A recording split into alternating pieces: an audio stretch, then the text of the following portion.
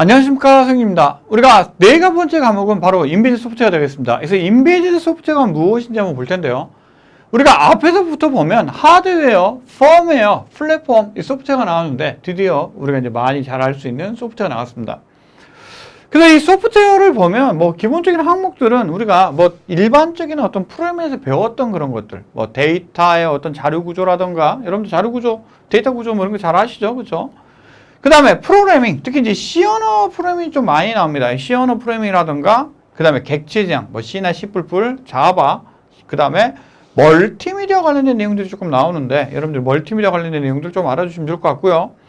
그 다음에 개발 방법론이 나옵니다. 개발 방법론. 특히 개발 방법론이 이 필기도 나오지만 실기 쪽에서도 많이 나오게 되는데, 여러분들이 최신 개발 방법론, 뭐 폭포수 모델이라든가 이런 것도 말고도 우리가 뭐 이런 것도 좀 알아두셔야 될 것 같고요. 어떤 개발의 프로세스라든가 어떤 프로젝트 관리 기법과 관련해서 기본적인 이론들을 여러분들이 조금 알고 있으셔야 좋을 것 같습니다. 그럼 먼저 우리가 첫 번째 문제를 또 한번 풀어봐야겠죠. 첫 번째 문제 한번 보죠. 61번 문제는 바로 자바 관련된 문제입니다. 자바의 이 플로트형을 선언할 때에 옳은 것은 무엇인가인데, 굳이 자바라고 안 둬도 이건 아마 C 언어를 배우셨거나 C++를 배우신 분들이라고 하면 풀 수 있는 문제입니다. 한번 보죠. 첫 번째 우리가 이 지금 지문을 보면 플로트라고 하는 거 들어가 있고요. 이거 C랑 똑같죠? 자바 똑같죠? C++ 똑같습니다. 그다음 변수명이 F는으로 되어 있고요. 여기까지 똑같죠? 그럼 뒤에 뭐가 틀려요? 이 부분이 다르네요.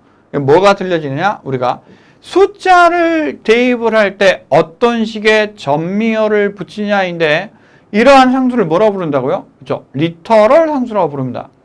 그래서 D는 일반적으로 W형이니까 얘 아니고요. 그냥 왜 숫자나 문자형을 안 붙였다? 그럼 소수점이 있는 수는 무조건 뭐로 인식해요? 그렇죠? W형이죠? 아니고요. 소문자든 우리가 대문자든 D는 W형입니다. 그러면 정답 F는 F겠죠. 여러분 무슨 문제? 그렇죠. 점수 주려고 되는 문제죠. 이런 문제를 틀리시면 안 되죠. 그래서 우리가 상수는 우리가 값을 한 번 지정을 하면 변경할 수 없는 항상상자 같은 값을 갖고 있는 수를 상수라고 부릅니다. 그래서 자바 프로그램 언어에서 실수형은 일반적으로 F라고 하는 접두어를 사용하면 되는데, 여기서 F가 붙어 있는 거는 아까 마지막 4번이었죠. 그래서 우리가 뭐 이러한 어떤 우리가 이제 변수들이 나오는데, 일단 논리형, false나 true 이런 걸로 쓸 수 있게 되는데, 얘는 접두가 없고요. 정수형은 우리가 뭐 여러분들이 인티저형, 롱형이 있는데, 롱형 같은 경우는 뒤에 L자를 붙여주면 됩니다. 그 다음에 실수형은 우리가 플로트 타입과 W형이 있는데, 플로트는 F, W형은 D를 붙여주면 되고요. 문자형은 작은 따옴표로 붙여주시고, 문자열은 큰 따옴표로 이렇게 묶어주시는데, 아마 자바나 C나 C++를 공부하신 분들은 기본적인 것들을 아마 아실 거고요. 이러한 진짜 어떤 변수명이 아니라 값 형태로 되어 있는 애를 리터럴 상수라고 부릅니다. 얘는 우리가 값이니까 여러분들 변경이 안 되죠. 값이니까 그냥 값일 뿐입니다. 그 다음에 두 번째 문제를 보면 프로토타이핑 개발 모델과 관련된 설명으로 틀린 것은 무엇이냐? 소프트웨어 뭐가 나왔어요, 여러분들? 이제 공항이 나왔죠. 그래서 우리가 폭포수 개발 모델, V 모델, 그 다음에 프로토타이핑 모델이 나오게 되는데, 이 프로토타이핑은 뭔가를 만들어 보는데 프로토타입을 계속 만들어 보는 겁니다. 그래서 제가 뭔가 시계가 필요하다. 그럼 처음에 시계를 한번 만들어 보고, 뭐예요? 이거 사용자한테, 그러니까 저한테 물건을 만들어 달라는 사람이 있겠죠. 이렇게 보여주죠. 이렇게 만들었는데 이거 좋을까요? 라고 하면 그 사람이 딱 보고서 한번 보고, 이거 마음에 드는데요. 근데 조금 뭔가 변경이 좀 좋겠습니다. 그럼 뭐예요? 또 우리가 조금 수정해서 또 이렇게 보여주고, 수정해서 보여주고, 계속 프로토타입을 만들어 나가면서 일단은 하는 방법입니다. 그래서 기본적인 최종 결과물을 만들기 전에 의뢰자가 최종 결과물의 일부나 모형을 볼 수가 있으니까 좋죠. 그렇죠? 그 다음에 발주자나 개발자 모두 공정에 참조되는 모델, 프로토타입이라고 하는 게 있고요. 그 다음에 개발자는 프로토타입을 통해서 사용자 요구사항을 도출해낼 수가 있죠. 이렇게 보여줬는데 사용자가 써보고 뭐예요? 이게는 더 추가되면 좋겠는데, 이런 게 좋은데, 문제는 뭐예요? 개발 단계에서 일단 우리가 언제 끝날지를 알 수가 없죠. 그리고 오류 수정이 불가한 게 아니라 가능하죠. 그리고 유지보수 비용이 많이 발생하게 된다. 근데 아무튼 오류 수정은 가능합니다. 그래서 정답은 1번이 되죠.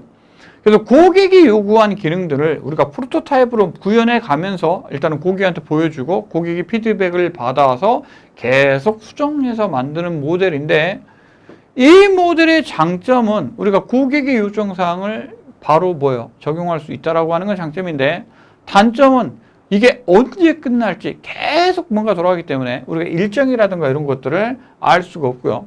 그러다 보니까 뭐가 많이 들어가요? 돈이 많이 들어갈 수는 있지만 기본적으로 고객의 어떤 요구사항을 충실히 방영할 수 있다고 하는 게 이 프로토타입 모델의 가장 큰 장점이 되겠습니다. 그 다음에 세 번째, 이 객체 지향이라고 하는 게 나왔습니다. 이 객체 지향 개념, 하나 이상의 유사한 객체들을 묶어서 공통된 특징을 표현하기 위한 대상 데이터 추상화를 의미하는 것은 뭐냐? 데이터 추상화. 데이터, 여러분들 추상화라고 하는 개념이 중요하게 되는데, 이거는 바로 클래스가 되죠. 여러분들 딱 봐도 알겠죠.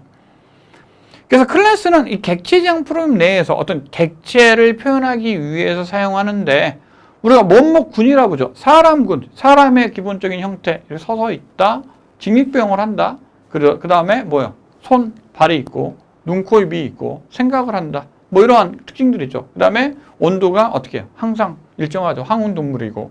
이런 걸 사람군이라고 하게 되는데, 이러한 어떤 사람이라고 하는 것을 표현하기 위한 클래스.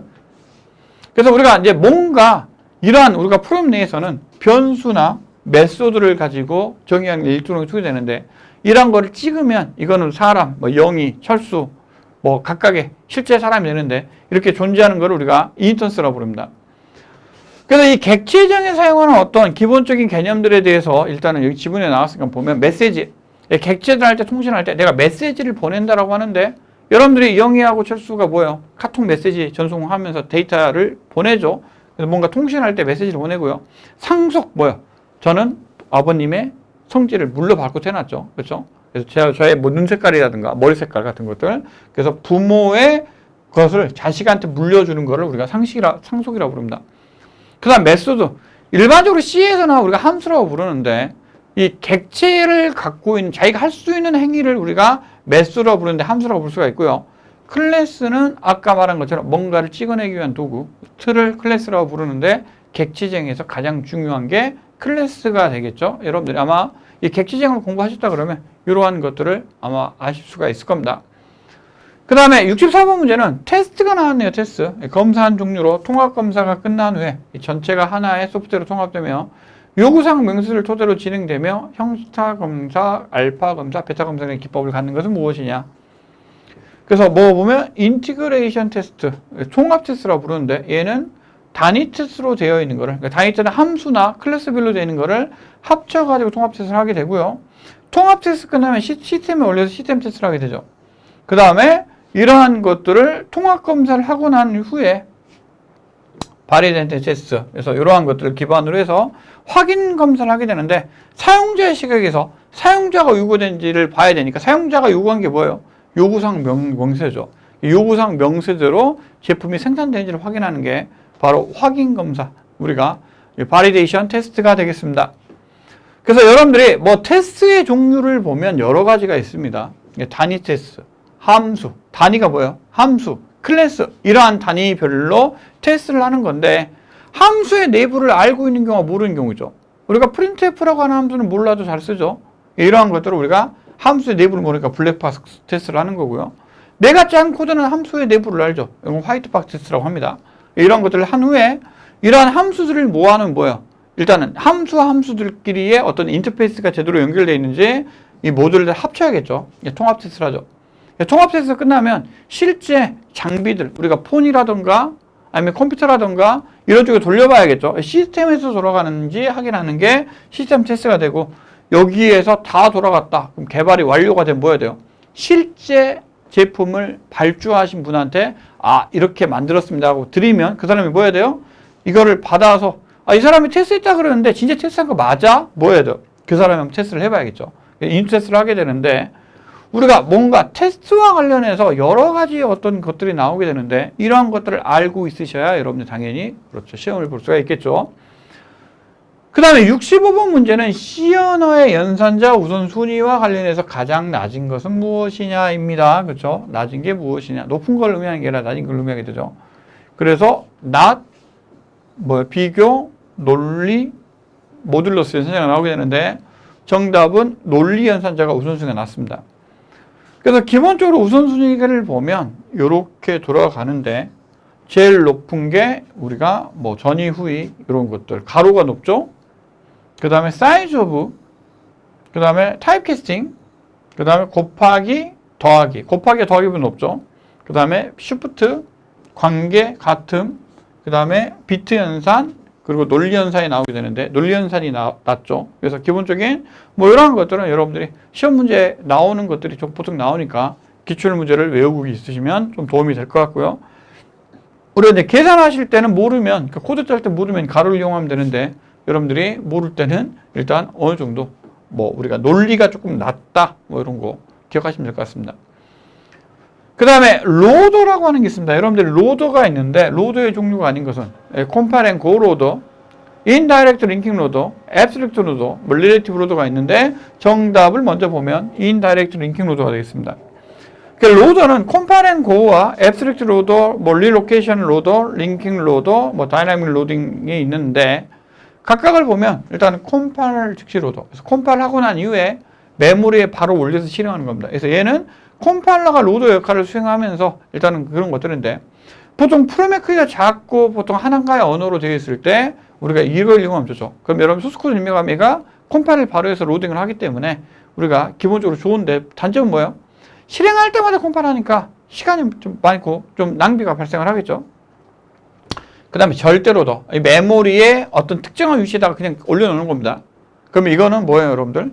뭔가 편하게는 할 텐데 그 위치에 누군가 쓰고 있으면 또 문제가 발생할 수 있겠죠. 그 다음에 JBL 로더 같은 경우에는 이 주기억 장치의 어떤 우리가 공간에 따라서 알아서 재배치하는 것들인데 기본적으로 우리가 어떤 프로그램을 실행할 때 메모리로 올려야 되는데 올리는 거를 로딩이라고 하는데 이러한 역할을 하는 애가 로더가 되겠습니다. 그래서 기본적으로 이제 우리가 보면 또 링킹 로더가 동적 로더가 있죠. 링킹 로더는 하나의 부품을 변경하더라도 다른 모듈에 변경할 필요 없도록 하는 것들인데 보통 라이브러리 같은 게 공유 라이브러리가 있으면 얘를 링킹에 사용하는 링킹 로더가 되고요. 동적 로더는 모든 세그먼트의 기억장치 적재하지 않고 필요한 부분만 올렸다 내렸다. 왜냐하면 우리가 코드 내에서 현재 실행되고 있는 거를 전체 코드에서는 일부분이겠죠. 그래서 메모리로 올렸다 내렸다 하는 것들인데 이러한 여러 가지 로더들이 있게 되겠습니다. 그 다음에 67번 문제는 일단 자바 언어에 대해서 나왔습니다. 아무래도 우리가 이제 프로그램이 인베디드 소프트웨어다 보니까 이 프로그램 관련된 문제가 나오는데 자바, C, 객지생 문제, 자바 나왔죠. 그래서 notify all 메소드가 정의된 클래스는 무엇이냐? 이거는 그렇게 어려운 건 아닙니다만 여러분들이 일단 모르니까 이거는 자바의 랭귀지, 그래서 오브젝트 클래스가 제공하는 겁니다. 그래서 이 오브젝트는 이 자바의 대부분의 클래스들이 상속을 받는 클래스인데 기본적으로 이 최상위 클래스가 이 오브젝트 클래스이고요. 여기서 wait, notify all 함수들을 제공합니다. 그래서 이 세 가지의 메소드는 일단 우리가 어떤 스레드와 관련해 가지고 작업을 하는 건데 wait는 일단 기다리는 거죠. 그래서 뭔가 내가 일을 하다가 잠깐 멈추고 싶으면 wait를 하면 되는데 웨이트를 하고 나면 뭘 해야 돼요? 얘를 깨어나게끔 해야겠죠. 우리가 잠자는 숲속에 공주가 있으면 공주가 있을 때 누가 와요? 그렇죠? 왕자가 오는 것처럼 깨어나게 하는 건데 특정한 애 하나만 깨어나게끔 하고 싶다. 백설공주만 깨어나고 싶다. 왕자가 노티파이를 하면 되고 잠자고 있는 모든 공주를 깨어나고 싶다 하는 경우에 노티파이 5를 하면 잠자고 있는 애를 전부 다 깰 수가 있게 되는데 기본적인 wait, notify 이러한 것들이 오브젝트라고 하는 객체를 통해서 제공이 되니까 아까 자바의 랭의 오브젝트를 여러분들이 임포트를 하셔가지고 사용하시면 되겠습니다.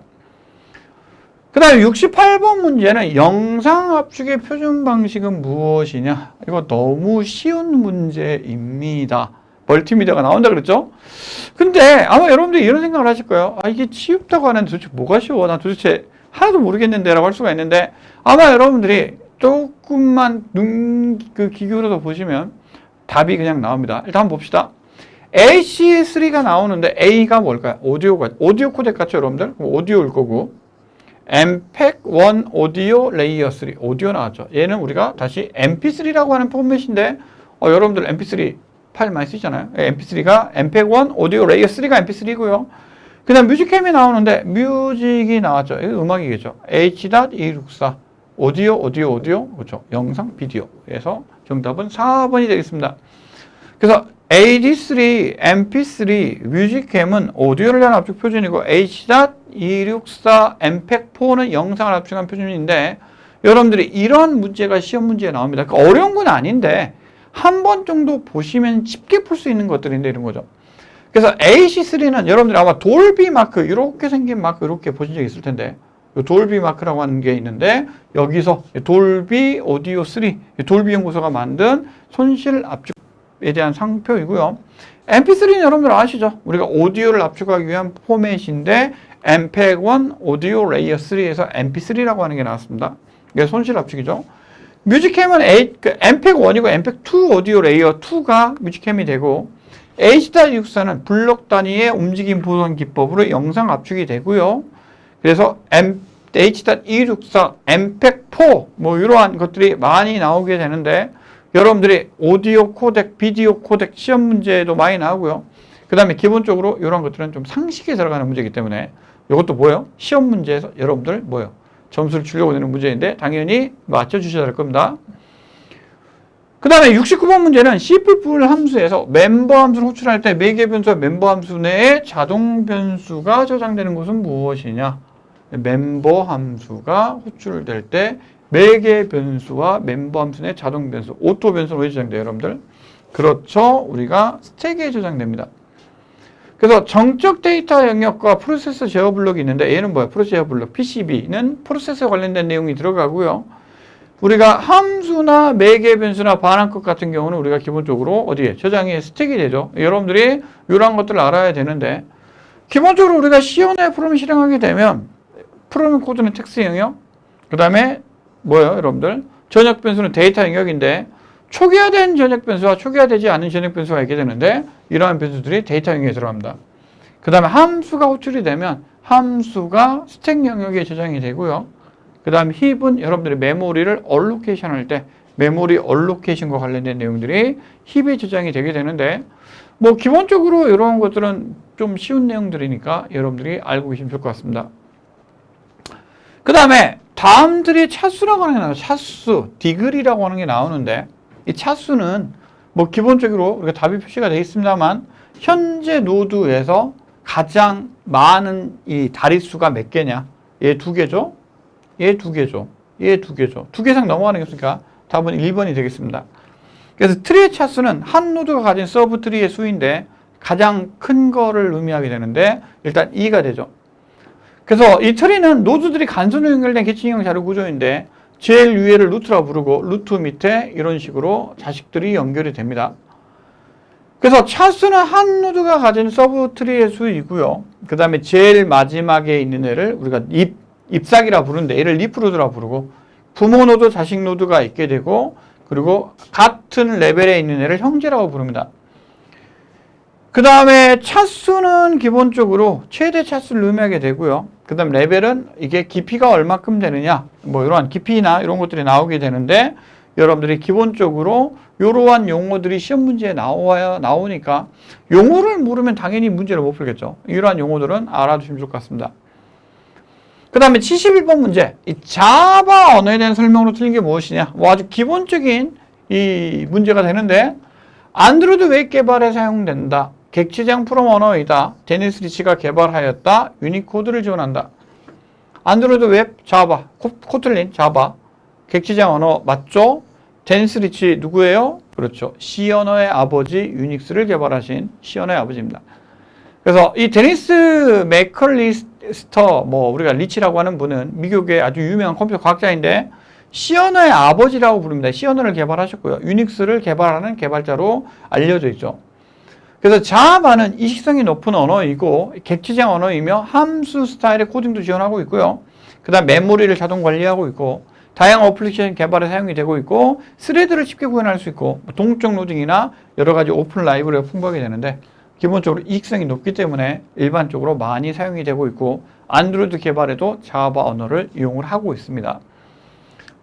그 다음에 75번 문제가 나오게 되는데요. 72번 문제는 이 프리오더로 순서를 정리하는 것들인데 기본적으로 프리오더는 위에서부터 왼쪽으로 내려가면서 쓰는 겁니다. 그래서 플러스, 빼기, 곱하기 어떻게 돼요? 여러분들 A, 그 다음에 B 위로 올라왔다가 다시 나누기 C, D 올라와서 곱하기 E, F 이렇게 들어가니까 당연히 이렇게 되겠죠. 그래서 프리오더는 그렇게 어렵지는 않습니다. 얘를 전위순환에 부르는데 위에서부터 아래로 내려가면서 왼쪽 오른쪽 가면서 부모로드로부터 이런 식으로 표시를 하는 방법이 기본적인 프리로드가 되겠습니다. 그래서 우리가 이 트리를 순환할 때 전위, 중위, 후위가 있습니다.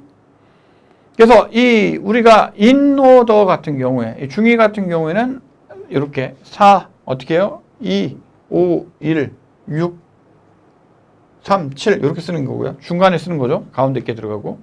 그 다음에 우리가 프리오더 같은 경우는 위에서부터 1, 2, 3, 1, 2, 4, 5, 3, 6, 7 이렇게 들어가고 그 다음에 포스오더 같은 경우는 반대죠. 밑에부터 요렇게 우리가 그 다음에 요렇게 들어가죠. 제일 루트가 제일 마지막에 들어가야 되는데 이러한 우리가 순환 알고리즘이 시험 문제에 많이 나오고요. 이러한 것들을 변경하거나 하는 것들이 시험 문제에 나옵니다. 특히 실기 문제도 나오기 때문에 여러분들이 이러한 것들을 어떻게 돌아가는지는 반드시 알아두시고 숙지를 하셔야 될 것 같습니다. 그 다음에 자료 구조에 우리가 스택이라던가 뭐 리스트나 큐, 뭐 트리, 그래프 같은 것들이 나오는데 앞에서 트리가 나왔고요. 이번엔 큐가 나왔습니다. 그래서 큐에 대한 설명으로 옳은 것을 고르라고 나왔죠.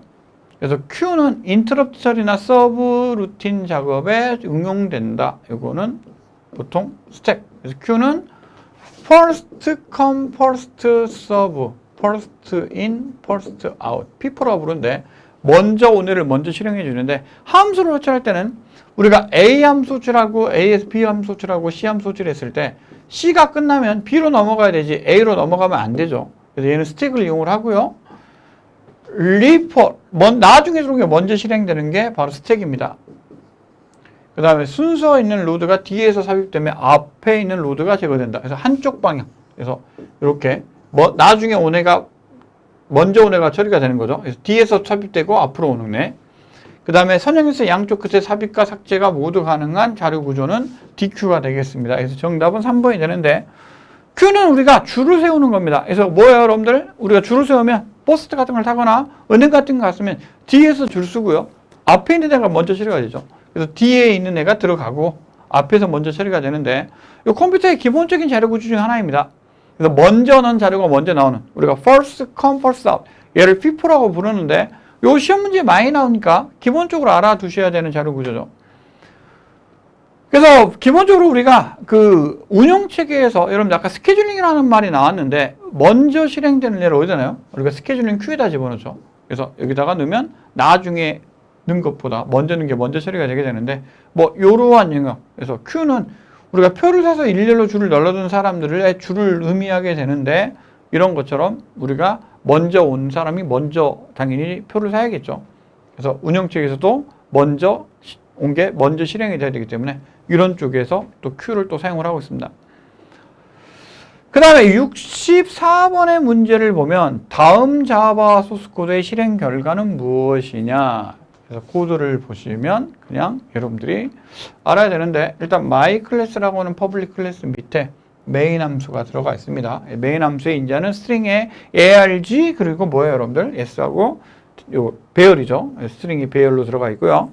그 다음에 스태틱 보이드로 들어가죠. 메인 함수는 시스템 아웃에 프린트 ln을 해서 i는 요 i 값을 찍어주는데 실행을 하면 i 값이 기본으로 뭔가 전역변으로 되어 있으니까 0일 것 같으니까 2번이라고 생각하실 수가 있는데 뭐예요? 문제는 컴파일 오류가 발생합니다. 왜요, 여러분들?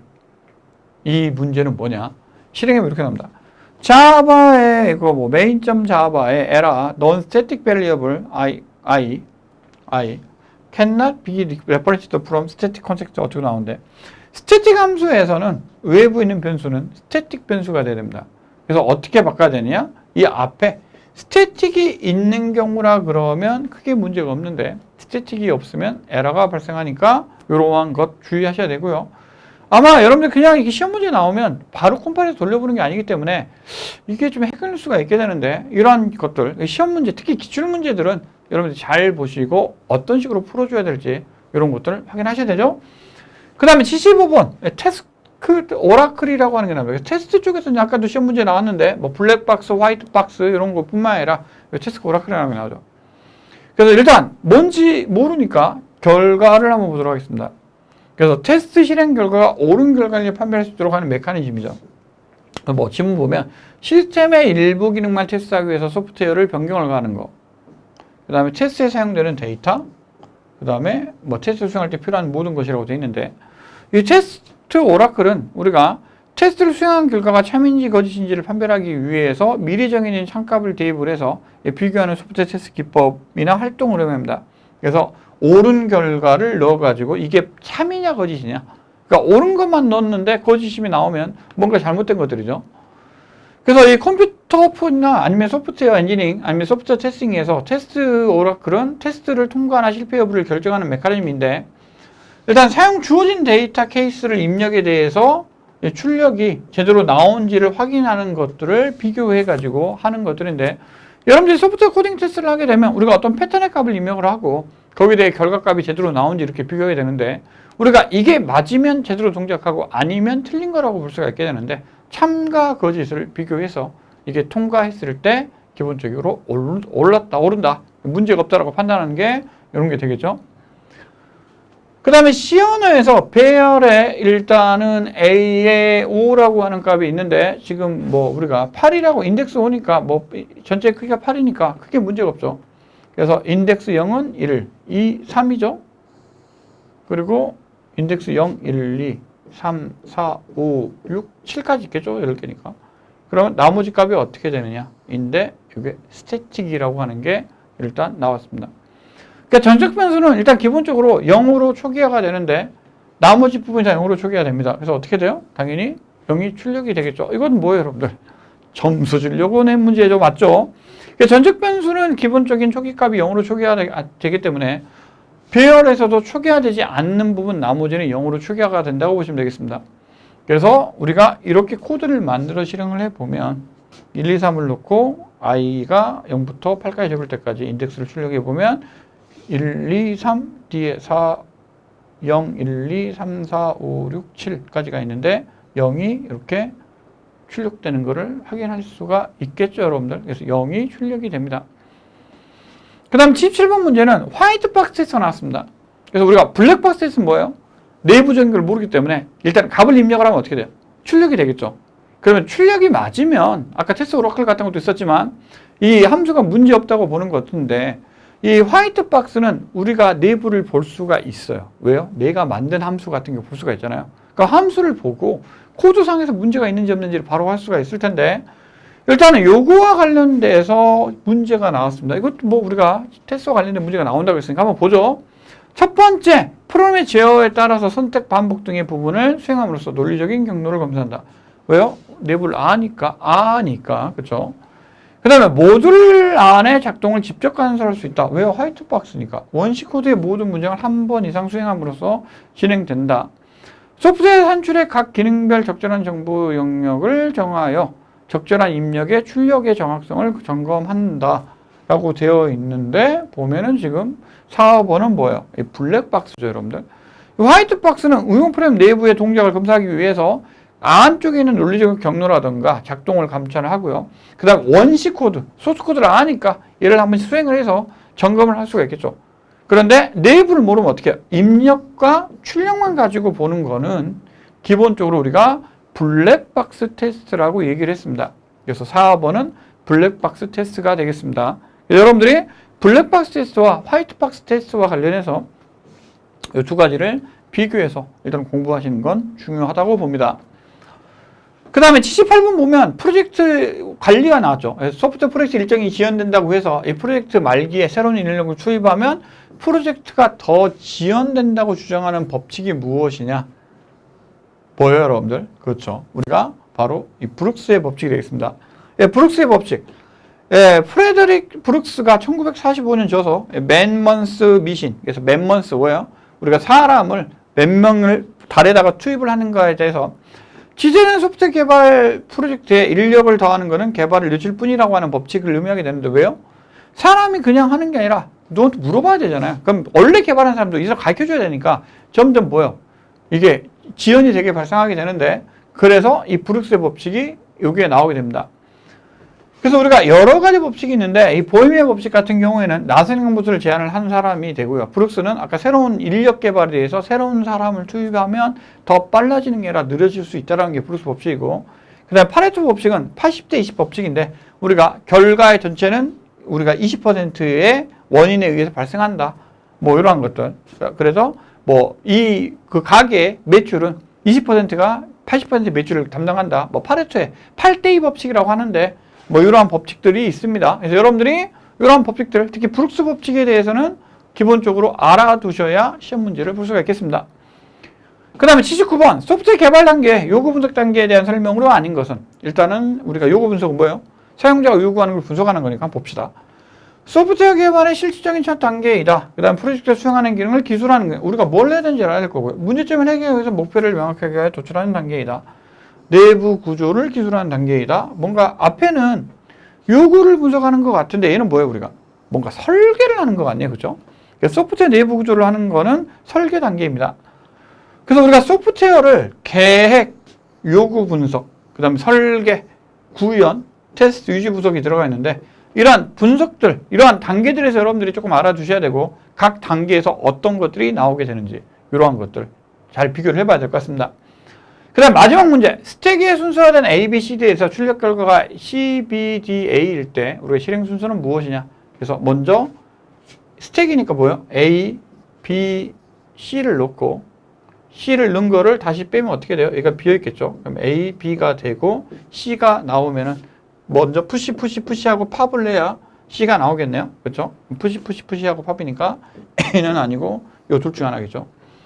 그 다음에 푸시를 하면 D가 들어가게 되고요. 그 다음 D가 나와야 되니까 푸시, 팝이 돼야 되고 팝하면 되겠죠. 그래서 결과는 1번이 될 것 같습니다, 여러분들. 그 스택은 싼 의미로 데이터를 차곡차곡 쌓아서 올린 후에 우리가 푸시는 집어넣는 거고 팝은 빼는 건데, 우리가 푸시하고 팝하는 형태로 되어 있습니다. 그래서 푸시를 하게 되면 이렇게 푸시 됐다가 팝을 하면 팝된 게 여기 들어가게 되고, 푸시했다가 다시 팝하면 되고, 그 다음에 팝하면 되죠. 그래서 이런 식으로 우리가 수행을 하면 각각에 대한 걸 만들 수가 있게 되는데, 여러분들이 자료구조와 관련된 문제들은 많이 나오기 때문에 우리가 기본적인 것들을 알아주면 좋을 것 같습니다. 그래서 여기까지 우리가 4과목에 대해서 일단은 필기와 관련된 내용들을 살펴봤습니다. 여러분들이 일단 필기를 잘 보시고, 일단은 준비를 하신 후에 잘 보시고, 일단 실기를 준비해 드릴 건데요. 우리가 다음 시간에는 일단은 실기와 관련된 내용들을 한번 보도록 하겠습니다. 예, 감사합니다. 또 다음 시간에 뵙도록 하겠습니다.